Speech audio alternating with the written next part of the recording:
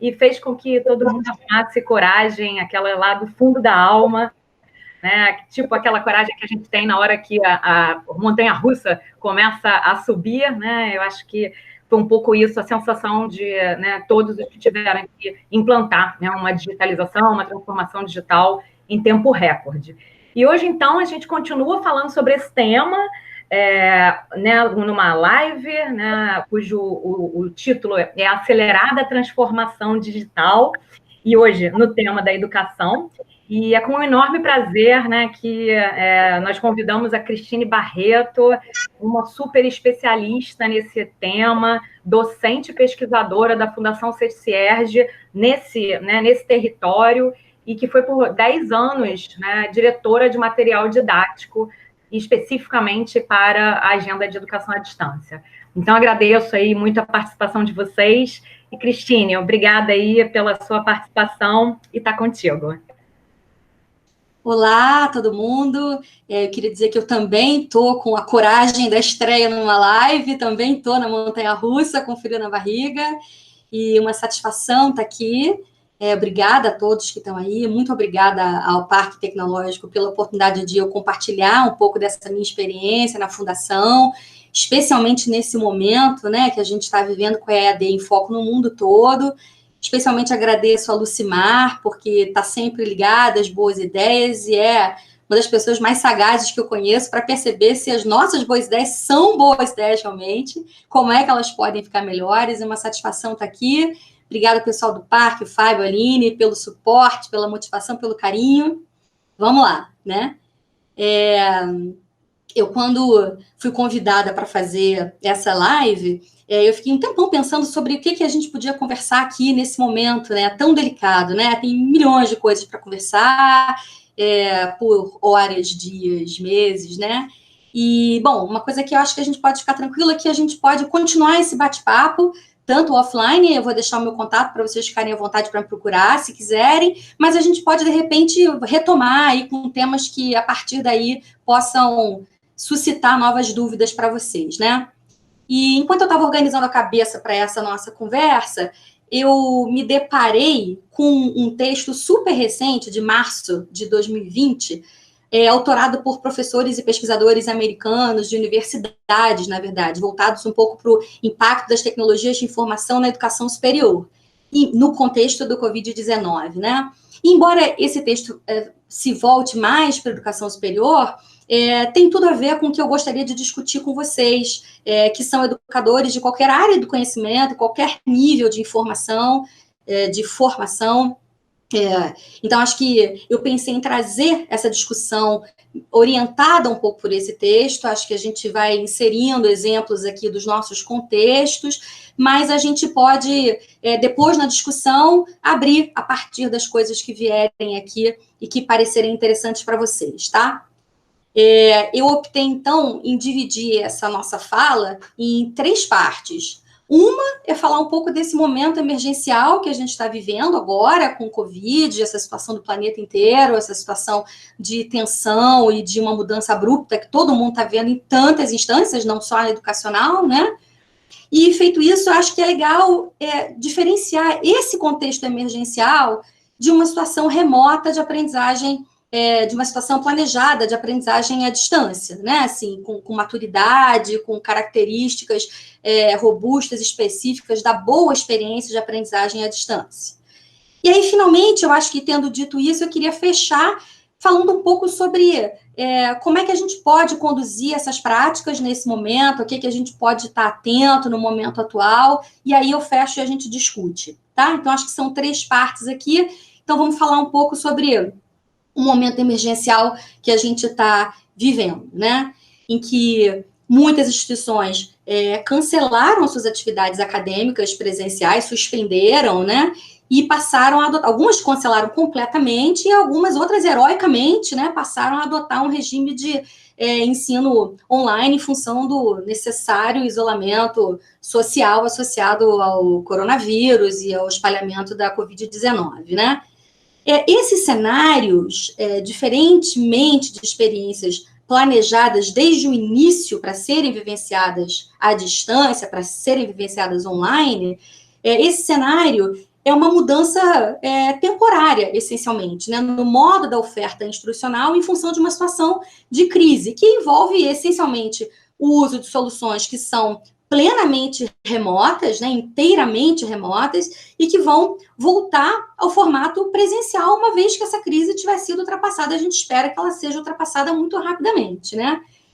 E o objetivo desse processo emergencial não é nem de longe reinventar a roda da educação à distância, né? Mas prover um acesso temporário à instrução e ao suporte instrucional de uma maneira ágil, e especialmente de forma acessível e confiável a todo mundo que está envolvido, né? Especialmente os nossos estudantes, né?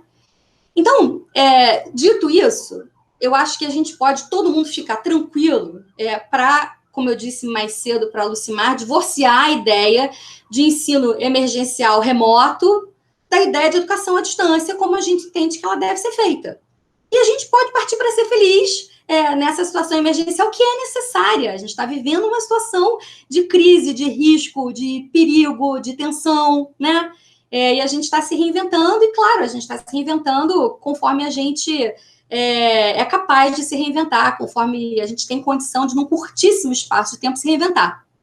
Então, essas situações emergenciais, elas vão resolver, eu acho que vão envolver, mais do que nunca, resolução de problema de modo extremamente criativo, pensar fora da caixa, para gerar um tanto de solução possível para atender a essas novas necessidades, tanto dos nossos alunos quanto da nossa sociedade, de uma forma geral, né? Porque a gente está numa crise para muito além da crise educacional, né? A gente tem outras implicações, assim, às quais a gente está exposto, né? E algumas ideias que a gente tem visto são bem legais nessas situações emergenciais. Então, isso é bom, a gente pensar nisso e pensar que a gente está sendo capaz de fazer alguma coisa diante disso, né?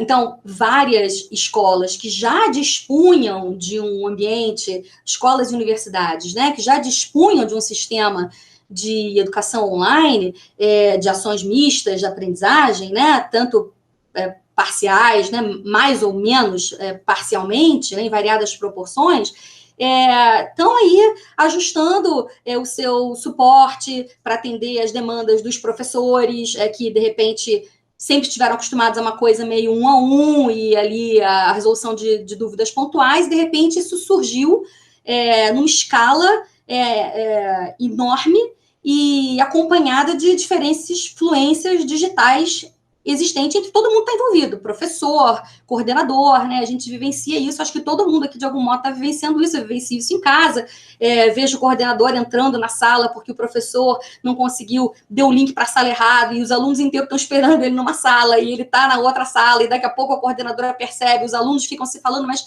vocês estão assistindo aula? Eu não estou assistindo aula, e ficam se falando da maneira como eles são muito mais hábeis, né, do que nós, e, enfim, são milhões de problemas que estão acontecendo, né? Bem, e claro, isso quando a gente tem uma situação de escolas que já dispõem desse cenário previamente de acesso à educação à distância, algum tipo de educação online, né? O dramático nesse cenário são aquelas instituições, especialmente as instituições públicas, muitas das quais não fazem uso de qualquer prática mista de educação presencial e à distância, e sequer dispõem da tecnologia para implementar essas práticas num caso de assimetria extremamente agudo entre segmentos inteiros da sociedade que acabam sendo excluídos dessas soluções educacionais, por mais emergenciais que elas sejam, né? Por menos ótimas que elas sejam, ainda assim, nem a esse tipo de solução muitas pessoas, muitos alunos e professores não têm acesso, né? E é importante, claro, eu acho que não pode deixar de faltar, não pode faltar isso na minha fala, que professor, diretor, empreendedor, tem que ser impelido a considerar que esses alunos podem não estar aptos a frequentar esse ensino online imediatamente, né? E que as soluções e as decisões nas diversas esferas aí da gestão pública e da privada têm que ser consideradas levando isso na cabeça, né? Todo mundo está vivendo uma mudança extremamente abrupta para o ensino e aprendizagem online, numa crise que, como eu falei, se estende para muito além da realidade escolar, da realidade universitária, né? E todo mundo fazendo um esforço extraordinário. Eu vejo todo mundo que eu conheço fazendo um esforço extraordinário em termos dos processos de ensino e aprendizagem com os quais a gente vem precisando lidar, improvisando, dando solução rápida, e num contexto compreensivelmente estressante, né? Então, é importante a gente ter isso na cabeça. A gente está vivendo um momento de estresse, né? E claro que essa rapidez, a velocidade com que essa situação emergencial é implementada pode diminuir, e acho que é uma grande preocupação, a qualidade dos cursos, das disciplinas que são ofertados. E aí vale a pena trazer, para explicar um pouco para vocês, como é que, no CEDERJ, por exemplo, o CEDERJ é o consórcio das universidades públicas do estado do Rio de Janeiro, estaduais ou federais, que oferecem cursos de educação superior à distância, que são gratuitos, com a mesma qualidade dos seus equivalentes no ensino presencial, né? Então, o CEDERJ, que faz parte da Fundação CCERJ, por exemplo, começa de 9 meses a 1 ano antes da oferta de uma disciplina, a planejar essa disciplina. E tem toda uma equipe de pessoas envolvida nesse cenário. Então, a gente tem uma equipe técnica enorme que envolve designers instrucionais, diagramadores, web designers, ilustradores, equipes de vídeo, isso só para falar no material didático propriamente dito. Se tudo dá certo, se o professor mantém a parte dele nas entregas que a gente precisa para pensar com ele o conteúdo, isso é o meu trabalho. Meu trabalho na Fundação CCERJ, por 10 anos à frente da direção, foi coordenar todas essas ações de todas essas equipes, uma equipe super qualificada, super fera, super diversa, que trabalha na maior parceria com o professor para planejar uma coisa com um ano de antecedência. E mesmo assim, a gente, com frequência, não consegue começar a disciplina com tudo pronto, né? A gente acaba sendo um pouco uma construção em pleno voo, pelo menos o início dela, né? E, claro, nesse caso, os próprios professores começam a se sentir mais confortáveis no ensino online depois da segunda, terceira oferta da disciplina. Então, é um processo que envolve maturidade, né? Esse processo de planejamento envolve maturidade, né? E quando a gente lida aí com uma necessidade de se transformar uma disciplina online, pega a sua disciplina presencial e transforma em online e pronto, né? A gente está vivendo uma contradição enorme, direta, com o tempo, com o esforço necessário, que normalmente é dedicado ao desenvolvimento de um curso de qualidade, né?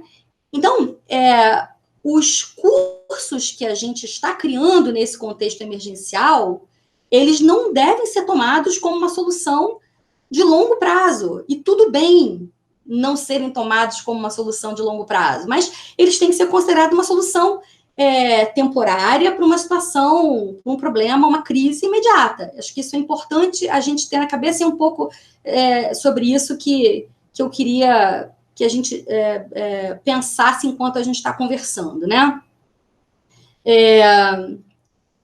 Então, dito isso, né, situando um pouco o que eu acho que seja esse momento emergencial que a gente está vivendo, vamos falar um pouco sobre o que é a diferença entre esse ensino emergencial remoto, que é o que a gente está fazendo, todo mundo está dando aula remotamente, né? Isso não é necessariamente educação à distância, está todo mundo se virando em mil para dar aula da sua casa, sabe, aonde for, para poder entregar a instrução nessa outra modalidade, né? Mas, essencialmente, quando a gente fala de educação à distância, ou aprendizagem online, de um modo diferente desse que a gente está vivendo, mesmo assim, isso pode ter uma série de significados diferentes, depende de quem está argumentando, né?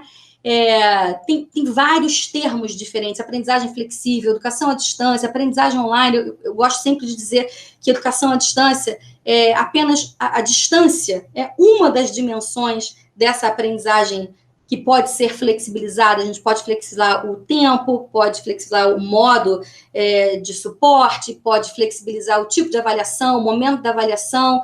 Então, uma aprendizagem flexível talvez fosse o termo mais adequado para esse tipo de processo que a gente vive. Só que a distância é uma dimensão tão importante que ela acaba dando nome a essa modalidade, né? Mas eu acho que existem outros e diversos formatos, né? Eu queria que a gente entendesse um pouco o motivo pelo qual esse termo representa tantas soluções diferentes, né? E que isso contribua de algum modo para essa nossa reflexão como educadores e para como é que a gente pode lidar melhor com essa crise que o planeta inteiro está vivendo, né? Bom, independente do termo que a gente use, a aprendizagem online, a experiência de aprendizagem online, à distância eficaz, ela resulta necessariamente de um super cuidadoso planejamento e de um design instrucional atento, personalizado, onde as diferentes decisões que a gente toma podem ter um impacto enorme na qualidade da instrução, né? E acaba que é justamente esse processo de design cuidadoso que está ausente, na maior parte dos casos, desses contextos emergenciais. Né? Então, eu queria só que vocês entendessem um pouco o que está por trás de uma experiência bem pensada de educação à distância, para a gente entender que não dá para fazer isso no tempo que a gente tem, mas é importante a gente saber da complexidade com a qual a gente está lidando quando a gente fala de uma boa experiência de aprendizagem à distância. Né? Tem um livro que se chama, em inglês, Learning Online, What Research Tells Us About Whether, When and How. Né? Quer dizer, aprendizagem online, o que a pesquisa nos conta sobre se, quando e como. Né? E é legal porque eles identificam muito nessa linha das dimensões, que é uma ideia que vem um pouco da escola inglesa originalmente, identificam 9 dimensões de design de aprendizagem que estão associadas aos cursos online. Cada uma com uma variedade de opções dentro dela e que evidenciam a complexidade do design e da tomada de decisões envolvendo o planejamento de um curso à distância. Então, essas 9 dimensões, vou falar aqui, depois a gente pode escrever, né? A modalidade da aprendizagem, se ela é totalmente online, se ela é mista e em que proporção ela é mista, né? Se ela é só uma coisa remota, como a que a gente está vivendo agora, na maioria dos casos, né? O andamento do curso é a segunda dimensão, se é uma coisa que a gente chama de self-paced, em que o aluno vai andando por conta própria, vai percorrendo um curso como os cursos massivos, por exemplo, normalmente que tem entrada e saída continuamente abertas, se é uma coisa que o ritmo é em função da classe inteira, em que a classe inteira vai andando por uma série de etapas da formação. Outro aspecto importante é a proporção estudante-mediador, que pode ir desde, sei lá, 35 estudantes por mediador, que é um número muito legal, muito luxuoso e pouco atingido, infelizmente, até mais de 1.000. Quando eu falo mais de 1.000, eu não falo de... Essa é a terceira dimensão, que é para não perder. Quando eu falo mais de 1.000, não é que o cara está tentando atender 1.000 alunos pessoalmente. É um tipo de oferta que é típica de cursos massivos, em que o cara está mediando a comunidade inteira, ele não está mediando 1.000 pessoas 1 a 1, entendeu? Então, isso é uma outra coisa. O tipo de abordagem pedagógica, se é uma aula tipicamente expositiva, se é uma aula prática, se é uma aula de exploração de recursos, se é uma aula baseada em colaboração, se é uma aula baseada em projeto, né? Então, depende. A abordagem pedagógica também é alguma coisa que varia. O papel das avaliações, se o aluno está pronto para novos conteúdos, se o aluno necessita de conteúdos oferecidos em formas diferentes, como uma aprendizagem adaptativa que responda a demandas específicas de cada aluno,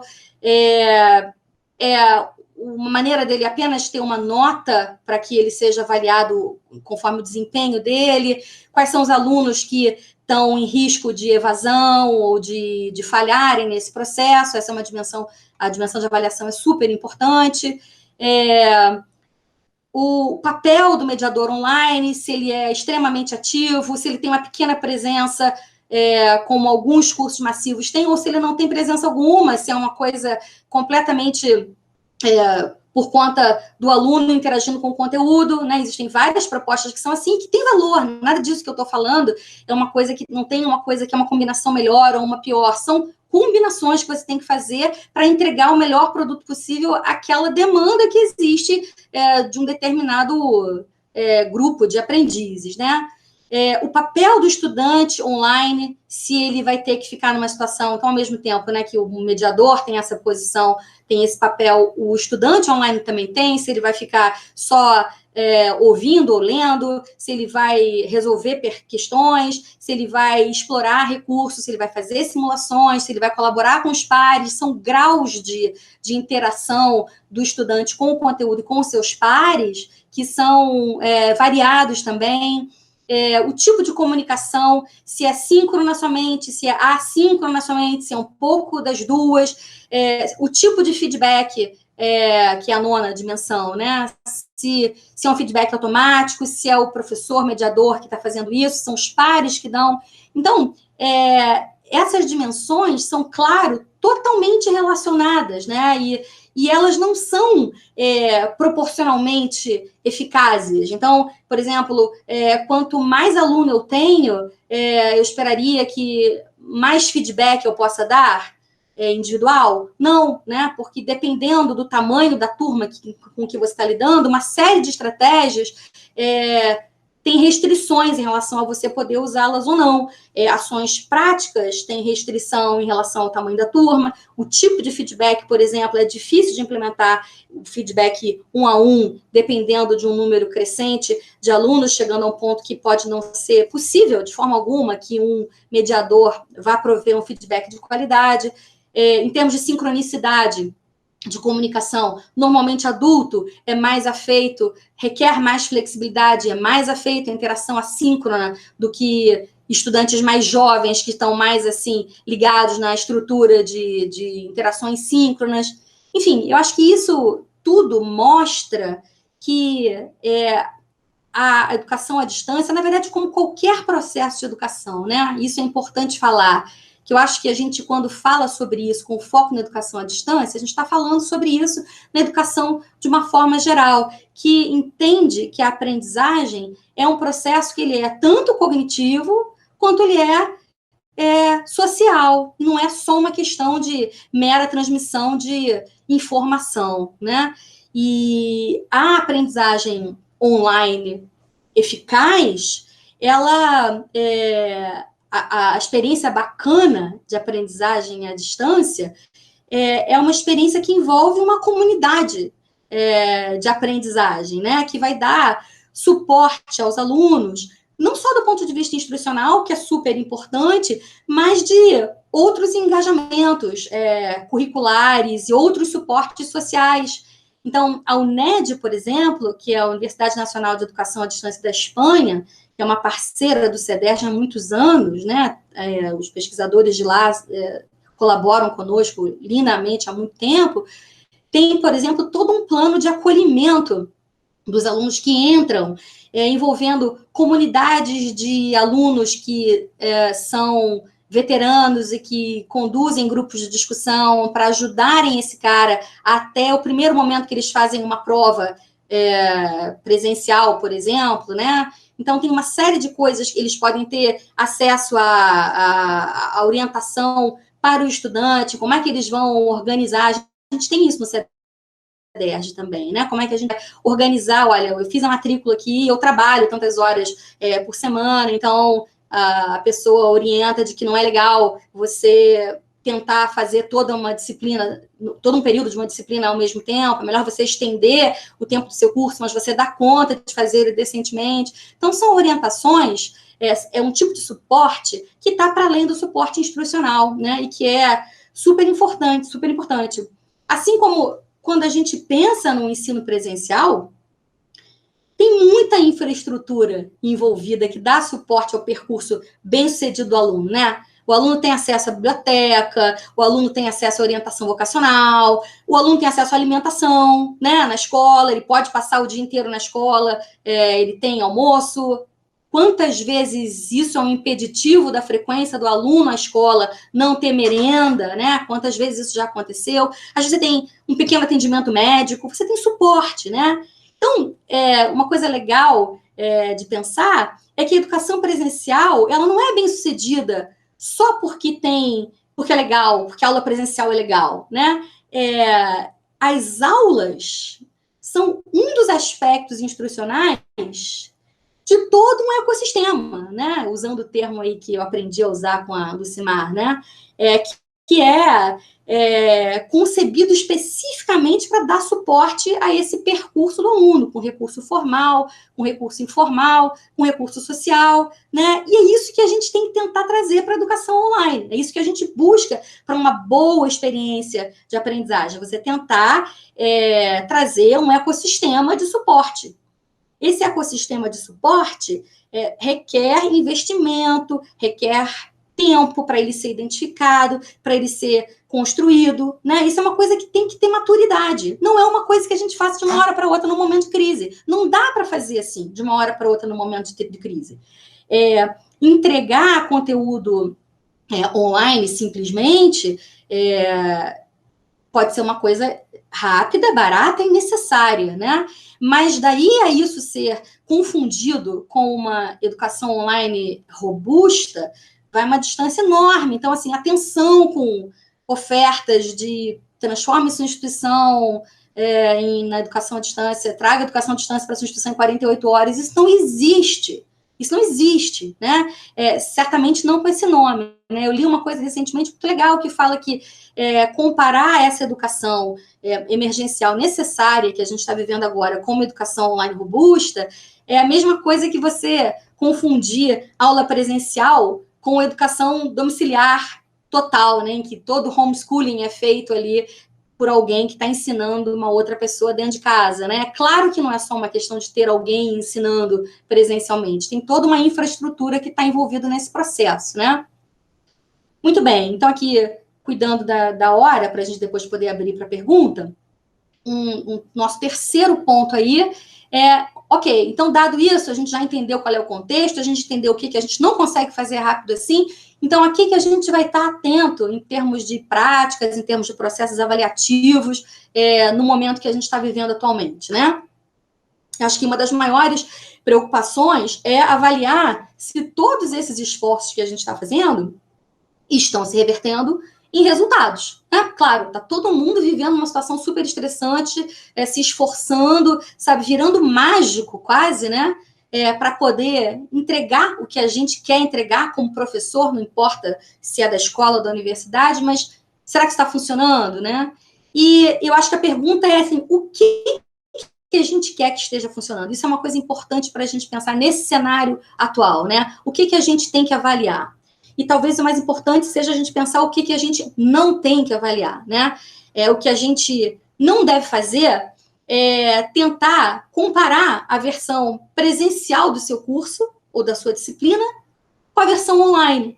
Não importa se é uma situação emergencial, não importa se é uma situação super bem planejada. São lugares diferentes. Ninguém acha que filmar uma peça de teatro é a mesma coisa que o teatro. Ninguém acha que filmar uma aula é a mesma coisa que assistir uma aula presencialmente, né? Você tem toda uma comoção, tem todo um envolvimento da presença física do seu professor, dos seus colegas ali do lado, é uma experiência que é completamente diferente da experiência à distância, que tem 1000 vantagens também, 1000 riquezas, 1000 possibilidades, né? Então, uma coisa é uma coisa, outra coisa é outra coisa, né?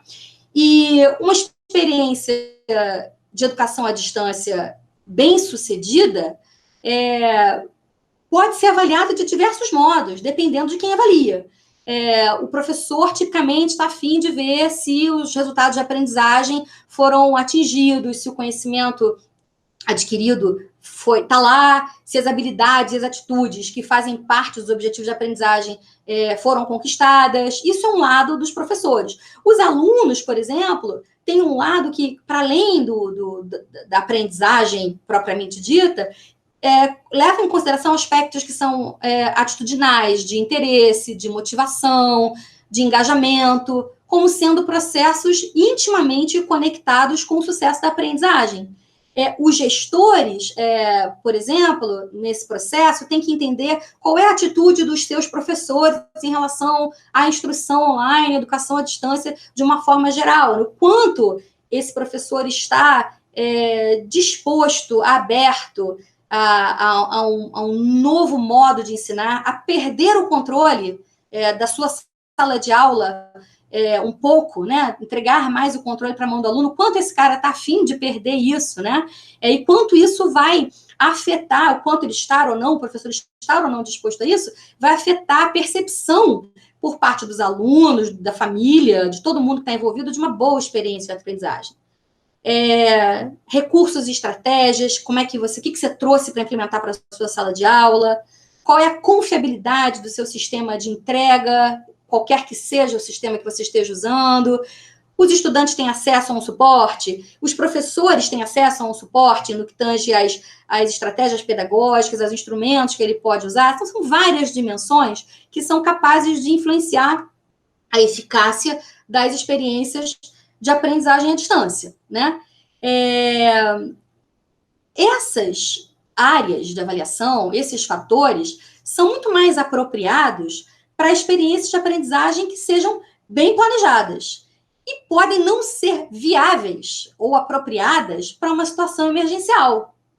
Novamente, é importante a gente pensar que a gente está vivendo uma situação emergencial. A gente não vai conseguir fazer tudo o mais bonitinho que a gente quiser, né? Porque não dá para a gente fazer isso, precisa de um tempo para a gente fazer isso. E aí, talvez, as questões envolvidas num processo de avaliação do que a gente está oferecendo sejam questões mais amplas, especialmente durante esse momento de implementação inicial, que está todo mundo vivendo isso ainda, inicialmente, né? Então, a gente tem que pensar em elementos que sejam contextuais, perguntas que você deva se fazer pensando num contexto, né? Quais são os recursos internos e externos necessários ao suporte para essa transição?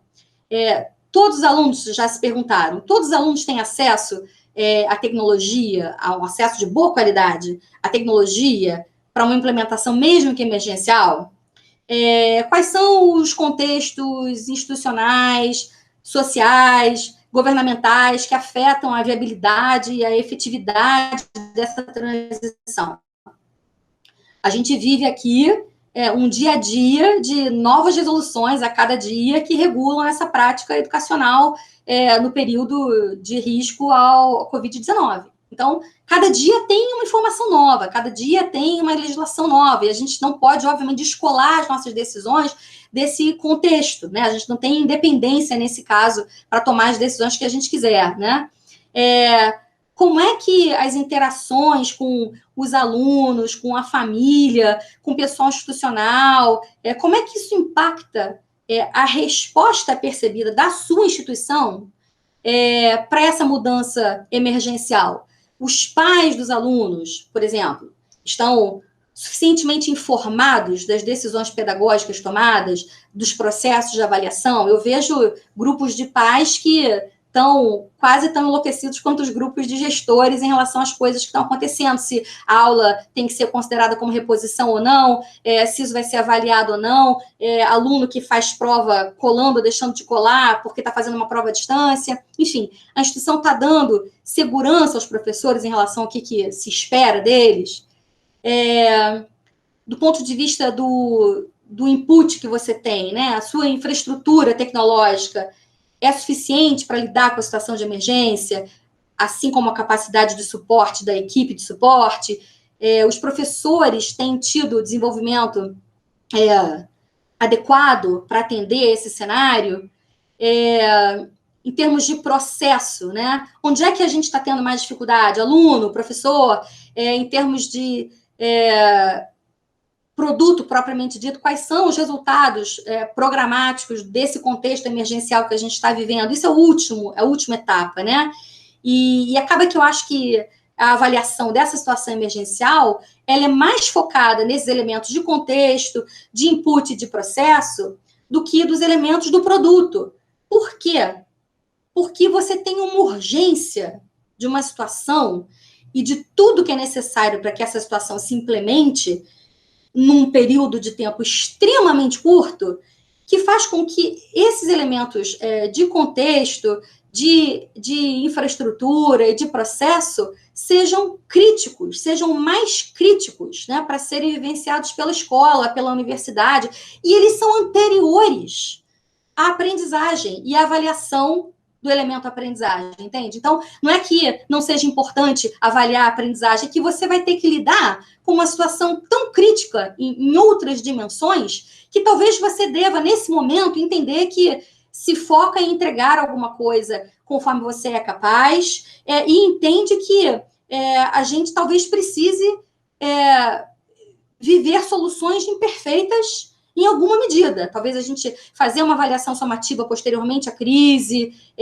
ter novos critérios para definir a avaliação de desempenho, recorrer de modo mais robusto às avaliações formativas. Existem várias estratégias para fazer isso online, isso é uma conversa que a gente pode ter depois. O fato é que a gente vai ter que reacomodar essas estratégias educacionais da instituição de que a gente faz parte, né? E entendendo que, novamente, essa é uma mudança abrupta para todo mundo e que a flexibilidade, eu acho que tem que ser um pouco de palavra de ordem em termos de ações assíncronas, de prazos, de políticas institucionais, de políticas de avaliação, sempre tentando evitar comparar uma situação emergencial com um curso de educação à distância que teve maturidade para ser planejado e entendendo que essa é uma situação necessária, né?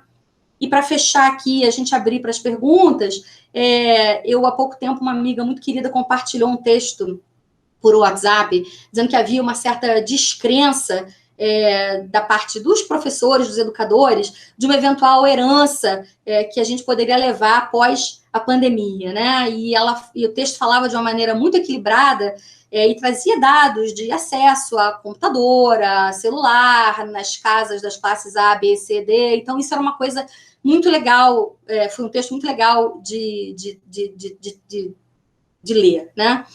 E de quanto a gente tinha que estar atento às possibilidades envolvidas ao acesso a essas nossas soluções por parcelas inteiras da nossa sociedade. Então, eu não acho que a herança seja de que, a partir daqui, as escolas, as universidades vão estar prontas para a educação à distância conforme a gente espera, né? Eu acho que não é isso. Eu acho que a gente vai estar mais preparado para viver uma situação emergencial de ensino remoto. Acho que a gente vai... Essas situações podem voltar a acontecer, Deus queira que não, mas a gente pode voltar a enfrentar uma pandemia, tem desastre natural que afeta o mundo inteiro, qualquer outro motivo que evoque a necessidade real de uma mudança abrupta, novamente, na modalidade da oferta institucional. Eu acho que a nossa herança é uma capacidade de adaptação enorme, uma capacidade de criatividade, de empreender, de resolver problema sem condições ótimas e tocar para frente, entender que o que temos é isso para resolver e a gente está tentando fazer o nosso melhor nesse cenário. Eu acho que essa é a herança que a gente recebe. E se isso vai se reverter também mais à frente, em insights para uma boa prática de educação à distância, a partir da percepção de toda a sua complexidade, da sua robustez, da sua diversidade, das possibilidades que a modalidade lindamente é capaz de oferecer, isso a gente ainda está para ver. Eu espero que sim, mas isso a gente ainda está para ver. É isso. Então, isso que eu queria falar e queria saber como é que estão as dúvidas aí, de que maneira eu posso resolver agora e depois, caso elas surjam. Oi, Cris. Bom, a gente tem algumas perguntas, sim, que apareceram. Eu vou destacar algumas aqui para você, para a gente poder continuar essa conversa. A gente tem uma professora, Daniele Casper, que ela colocou 2 pontos, né? O primeiro é uma dúvida bem prática, né? Como transformar uma atividade prática, né, que é muito comum né, no modelo presencial, no formato remoto. Aí ela deu um exemplo. Eu dou aula de ecologia em uma vivência em uma floresta. E aí, né, como é que lidar com isso? Outra coisa, ela dá aula prática num laboratório, usando reagentes, vidraria, equipamentos. Né, como fazer, então, essa transposição, né, para o ensino remoto? E depois ela fez um outro comentário, né, que ela também trabalhou, né, no CEDERJ, e ela notava que no primeiro período os alunos estavam sempre no ensino presencial e tinha uma adoção assim lenta ao ensino remoto. E ela conseguia perceber isso na prática dela, porque ela estava na sala de aula, né, e depois notava que os alunos estavam lá no remoto. E agora ela perdeu, né, essa possibilidade de ver no olho a olho como é que está sendo essa migração. Ela perdeu essa medida, né, da adesão do aluno do presencial para o remoto. Então, assim, são duas questões bem práticas, né? Uma, como transformar, né, uma coisa, né, de uma dinâmica de presencial no remoto, e o outro é que medidas que a gente pode ter para perceber se está tendo engajamento no remoto. Vamos lá. Daniele fez 2 perguntas daquelas que abriu bem, né? Abriu com pergunta de prova, né? Presencial, sem cola, né? Daniele, querida, obrigada pela tua pergunta. Vou começar pela segunda, tá? Eu acho que... Eu entendi que você me perguntou como é que a gente pode saber se está havendo uma adoção a esse ensino remoto, né? Eu acho que esse é um ponto-chave com pandemia ou sem pandemia. Eu te diria que a chave para isso se chama avaliação formativa. E existem várias estratégias que a gente pode utilizar para acompanhar o aluno. Novamente, está para muito além do aluno assistir um vídeo, uma aula. O que você tem que fazer é você criar maneiras do aluno mostrar para você que ele está se engajando naquilo que você pediu para ele fazer. Então, você pode pedir que ele, sim, assista um vídeo, mas você pode criar um fórum para eles colocarem, por exemplo, 2 coisas que eu entendi claramente, uma que eu não entendi, por exemplo, ou você pode colocar perguntas para serem respondidas e você deixa os alunos discutirem entre si, você acompanha. Isso são coisas que a gente pode fazer, inclusive no ensino presencial, nesse processo de sala de aula invertida e diferenciada, porque o mais importante para você fazer isso é você sacar que o seu aluno A entendeu melhor uma coisa do que o seu aluno B. O que não quer dizer que o seu aluno A seja mais inteligente que o B. Naquele cenário, o A sacou melhor. Pode ser que no outro cenário, ou mais adiante na matéria, o B saque melhor que o A. Então, você tem que começar a diferenciar um pouco os seus alunos e tentar trazer oportunidades para eles se nivelarem em termos dos seus preparos. É isso que você tem que fazer. Então, a avaliação formativa é a solução. Então, a gente pode voltar a falar sobre isso com mais calma em uma outra conversa sobre estratégias de avaliação formativa na educação à distância, quer seja emergencial ou não. Mas eu acho que é isso. Sobre atividades práticas, olha, essa é uma pergunta difícil, né? Mas veja, existem várias tendências. Eu sou bióloga, né? Então, eu fiz várias aulas práticas na minha formação, eu fui aluna da UFRJ, e eu vejo que hoje em dia, e claro, também como aluna de ensino médio, vivenciei laboratório de física, de química, de biologia, eu vejo que existe uma tendência de a gente ter esses recursos de uma maneira online. Então, sei lá, dissecção de sapo online, né? Existem coisas que você consegue, às vezes, fazer melhor do que... O aluno consegue enxergar melhor do que você dissecar o próprio sapo online.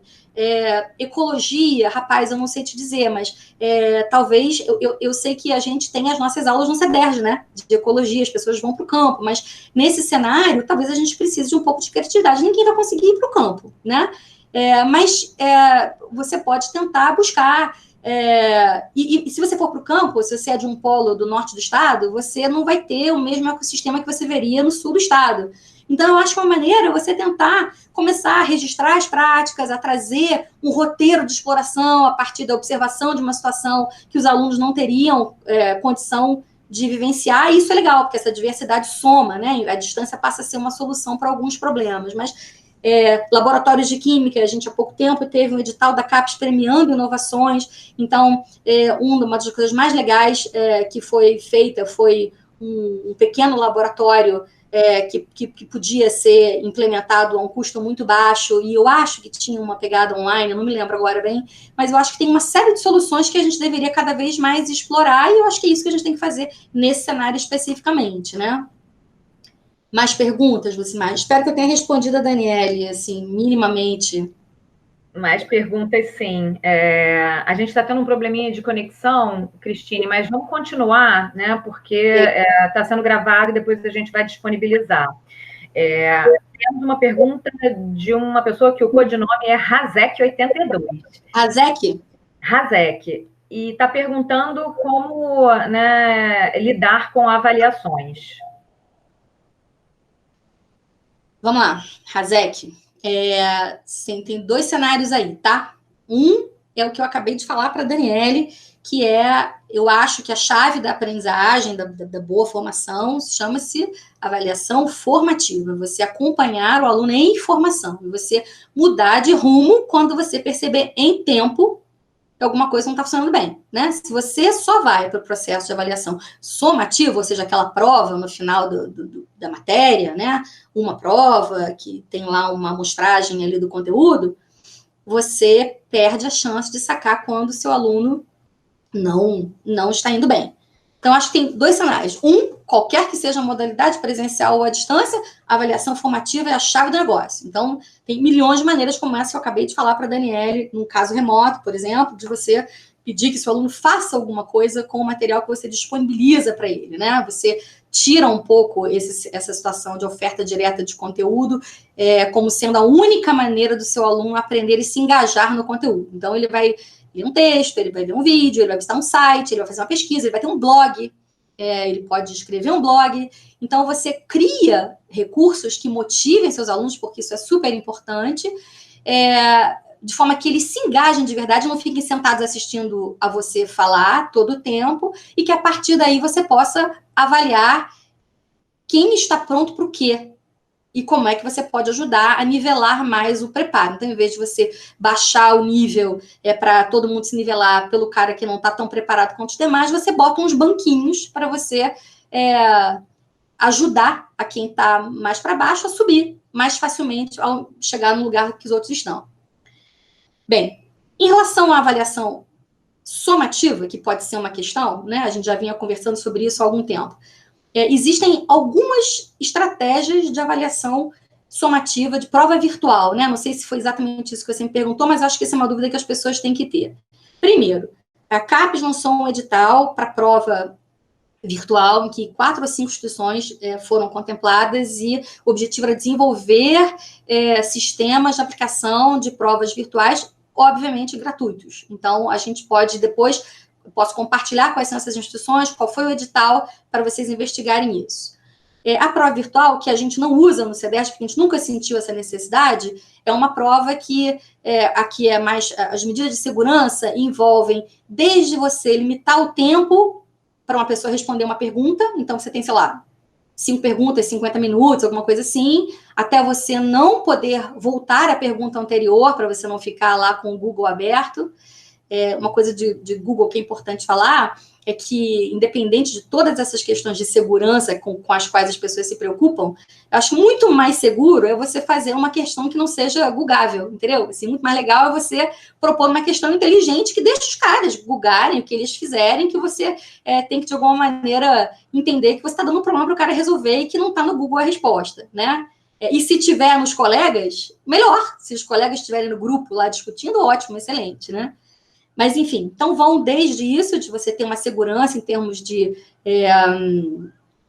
tempo de fazer a prova e de não poder voltar atrás, e tem situações que vão com um grau de sofisticação maior, que envolve monitoramento, como se eu estivesse aqui fazendo uma prova, você estivesse me vendo todo o tempo, reconhecimento automático facial, para não ter que ficar de babado o computador todo o tempo, identificação biométrica ocular.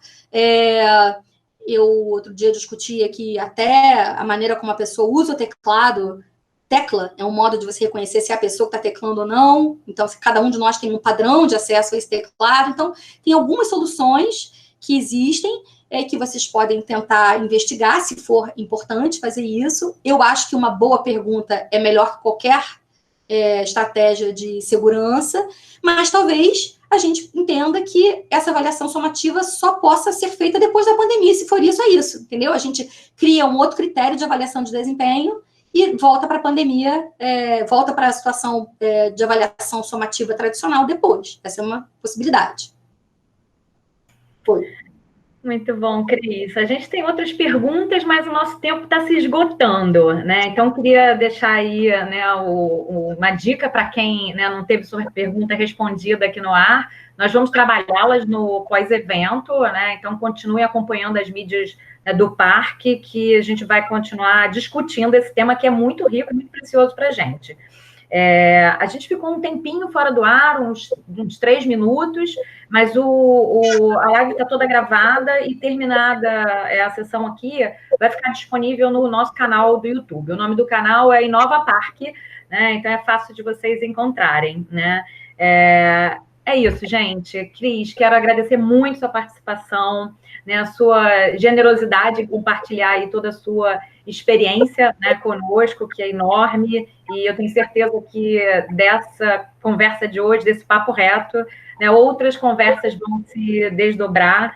Então, meu mais sincero agradecimento, né, e nos vemos na próxima. A gente tem já programado outra live, né, da Acelerada Transformação Digital. A próxima é sobre consumo e a gente se vê por aqui. Tchau, tchau, gente.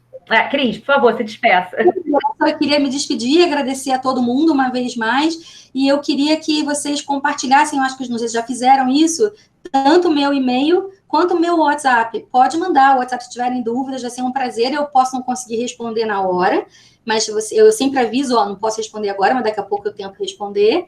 Então, fiquem à vontade. Acho que em algum lugar eu pedi para, se não tiver aí agora já compartilhado no chat, a gente compartilha quando isso for ao ar, mas o meu endereço institucional de e-mail é cristine.barreto@ccierge.edu.br. Tá? E aí o meu WhatsApp vai, eu acho que, será que eu falo agora logo? Bom, 21 99822 4177. Tá bom? Se vocês quiserem mandar perguntas, e além do pós-live também, que eu vou tentar responder, acho que não deram tempo de responder agora, vai ser um prazer, num tempo talvez menos assim adequado, mas estou aqui para vocês, tá bom? Muito obrigada. Obrigada, Cristine. Só uma correção, o nome do canal nosso no YouTube é Inova Parque UFRJ. Ok? Então vai estar lá, né, gravadinho, esperando para vocês assistirem, compartilharem. Obrigada, gente, mais uma vez. Boa noite.